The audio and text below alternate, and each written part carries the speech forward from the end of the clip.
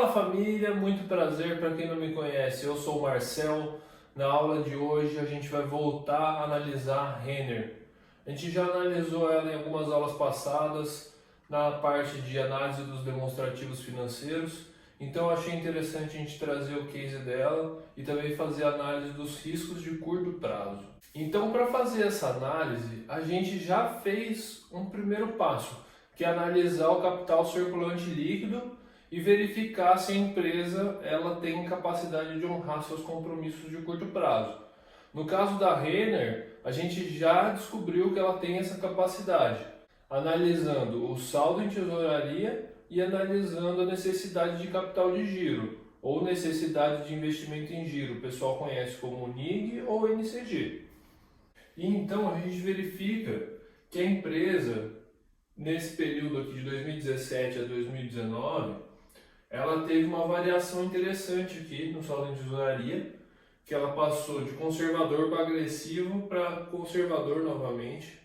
Então, isso aqui dá para ver que o passivo circulante financeiro dela teve um salto muito grande em 2018, mas a gente conseguiu recuperar aqui para 2019, mostrando também que a empresa ela conseguiu administrar bem a sua necessidade de capital de giro, indicando que ela cresceu apenas o necessário aqui. Ela não teve um investimento muito forte em crescimento. E em 2018 para 2019, ele diminuiu a necessidade de investimento em giro, o que é interessante, porque, de certo modo, a gente tem uma variação negativa. Então, esse dinheiro aqui, de certa forma, vai ser disponibilizado, vai ter uma facilidade maior em criar caixa, a gente vai verificar.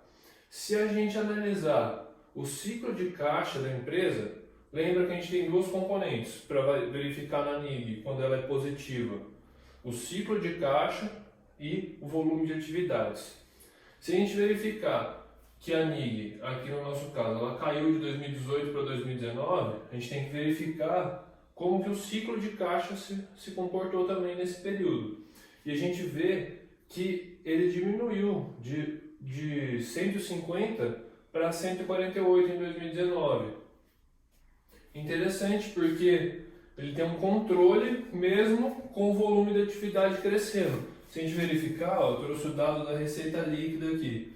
A gente vê que de 2017 para 2018 a receita líquida só cresceu, teve um volume de atividades maior. Então, é interessante a gente verificar que teve um crescimento do volume de atividade, enquanto o ciclo de caixa se manteve praticamente constante, teve uma queda, pequena queda, que foi puxada principalmente pela melhor gestão dos estoques da empresa. Como teve uma diminuição de 2018 para 2019 no prazo médio dos estoques.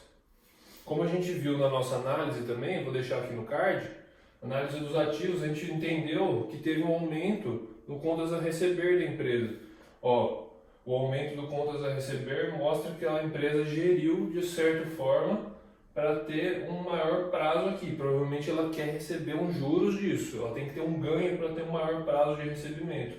Só que os seus estoques, devido ao maior gerenciamento dos estoques, também a gente percebeu aqui um prazo médio de pagamento menor. Então é interessante a gente perceber que aqui, para um ciclo de caixa positivo de 148 dias, que a empresa precisa bancar o crescimento da operação, a gente tem a necessidade de capital de giro que ela mantém essa operação aqui em 1,4 bi de reais. Interessante. E a gente viu que houve uma relação aqui, um ganho de competitividade da empresa, mantendo a NIG nesse período, reduzindo a NIG. Isso foi bom porque ela equilibrou totalmente o crescimento da empresa no volume de vendas, principalmente, está sabendo utilizar bem esse recurso.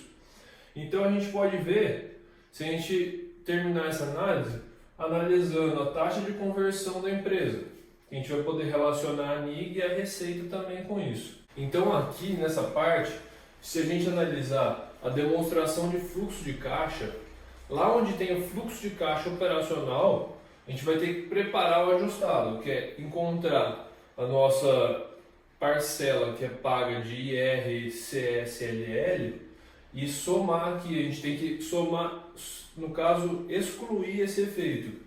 Então, se lá está pagando tanto lá, a gente pagou 70 mil de imposto de renda e contribuição social sobre o lucro. Então esse valor ele vai ser excluído. Então a gente vai somar aqui esse valor. Se a empresa ela recebeu tanto, então a gente vai excluir, vai subtrair esse valor aqui. Então o fluxo de caixa operacional ajustado, a gente vai comparar com o EBITDA para ver quanto de caixa, quanto de potencial caixa da empresa está realmente se tornando caixa operacional dela. Então, a gente vê aqui que teve uma taxa de conversão que teve uma queda aqui em 2018, que nem a gente estava vendo aqui, ó, teve um aumento da NIG, ó, teve um aumento da NIG nesse período. Significa que a empresa precisou despender mais dinheiro, mais recursos para o aumento da operação dela. E aqui a gente vê que no outro ano, como a gente teve uma variação negativa, no outro ano a gente subiu a taxa de conversão. Ó, teve uma elevação da taxa de conversão, significando que a empresa está com maior facilidade de gerar caixa operacional. Lógico, ela teve uma variação negativa da NIG, isso vai ajudar. E aqui, ó, a gente verifica exatamente isso, porque a receita cresceu e a NIG ela praticamente se manteve. Ela teve uma leve alta aqui, uma leve queda aqui, e a gente pode perceber que isso afetou a relação de maneira muito interessante, porque ela teve ela aumentou em 2018, devido principalmente ali aquele saldo em tesouraria negativo, isso afetou a NIG, porque a empresa precisou de mais recursos, só que agora ele cai, ó, 20% vai para 15%. Significa que a empresa, enquanto ela está com uma queda da relação de NIG e receita e também com uma queda da NIG, ela tem mais facilidade de gerar caixa operacional. Então está funcionando super certo a estratégia. Agora eles até podem pensar em continuar uma expansão aqui. Esses números vão sempre ficar em torno dessa linha aqui, porque eles buscam uma expansão equilibrada. E isso mostra que a Renner é uma empresa super equilibrada, ela consegue gerir bem os seus recursos de curto prazo, ela mantém os seus riscos sempre em observação, ela não deixa um indicador se perder, ela está sempre no controle do seu ciclo de caixa junto com o seu volume de atividades, e isso não faz com que ela tenha uma perda total do controle que ela está fazendo no curto prazo. Então a Renner ela sabe utilizar todos os recursos possíveis para gerir uma operação bem feita, inclusive ela tem a própria financeira, e isso muda aqui alguns valores, mas serve para entender que a empresa consegue gerir bem os seus estoques de venda de todos os seus negócios e ainda consegue obter um controle do crescimento dessa empresa para não precisar recorrer ao curto prazo ali, empréstimos de curto prazo. E então é isso, eu espero que você tenha gostado desse vídeo. Deixe aí no comentário se você ficou com alguma dúvida, se você quer acrescentar alguma coisa, eu vou te ajudar da melhor maneira possível. Não esquece de dar um like nesse vídeo, curtir o nosso canal, ativar as notificações.